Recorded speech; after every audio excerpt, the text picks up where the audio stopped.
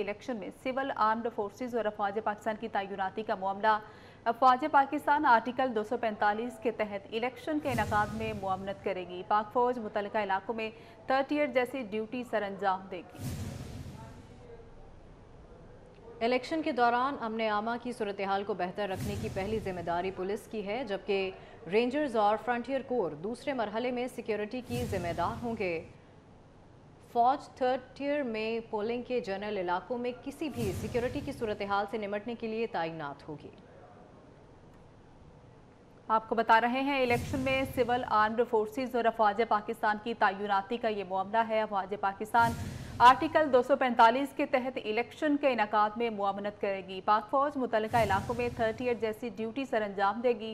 Election के दौरान अमन आमा की सूरत हाल को बेहतर रखने की पहली जिम्मेदारी पुलिस की है, जबकि रेंजर्स और फ्रंटियर कोर दूसरे मरहले में सिक्योरिटी की जिम्मेदार होगी। फौज 30 ईयर में पोलिंग के जनरल इलाकों में किसी भी सिक्योरिटी की सूरत हाल से निपटने के लिए तैनात होगी।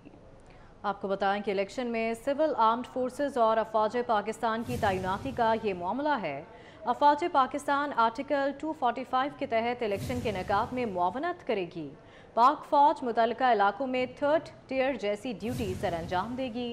इलेक्शन के दौरान अमन आमा की सूरत हाल को बेहतर रखने की पहली जिम्मेदारी पुलिस की है, जबकि रेंजर्स और फ्रंटियर कोर दूसरे मरहले में सिक्योरिटी की जिम्मेदार होंगी।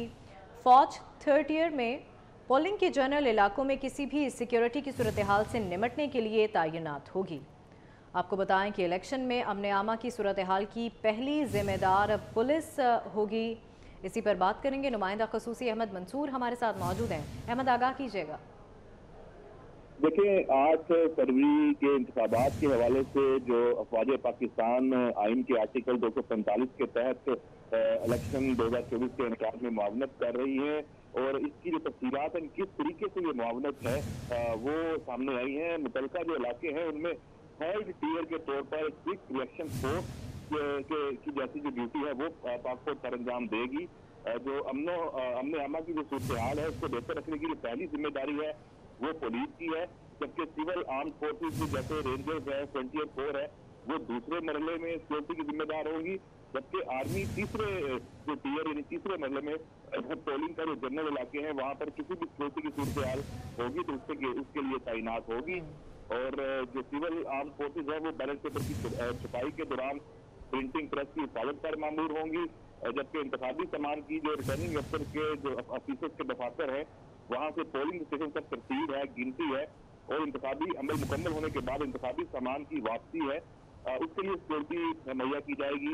और इलेक्शन के रोज जो दफा 144 है उसके तहत हथियारों की नुमाइश पर पाबंदी होगी, दफा 144 के तहत हथियारों की नुमाइश पर पाबंदी होगी, जबकि महफूज माहौल को यकीनी बनाने के लिए जो फौज पाकिस्तान है, पुलिस है और आर्म फोर्सेज हैं वो इसकी जिम्मेदार हैं। तमाम इस सारे इलेक्शन के प्रोसेस में हमने आमा के लिए जो इंतहाई हसास पोलिंग स्टेशन हैं उनके बाहर फराइज अंजाम दिए जाएंगे। खासतौर तौर पर इस पर तवज्जो मरकूज होगी और हसास पोलिंग स्टेशन हैं इनका तयन इलेक्शन कमीशन के साथ मिलकर किया जा चुका है पहले ही।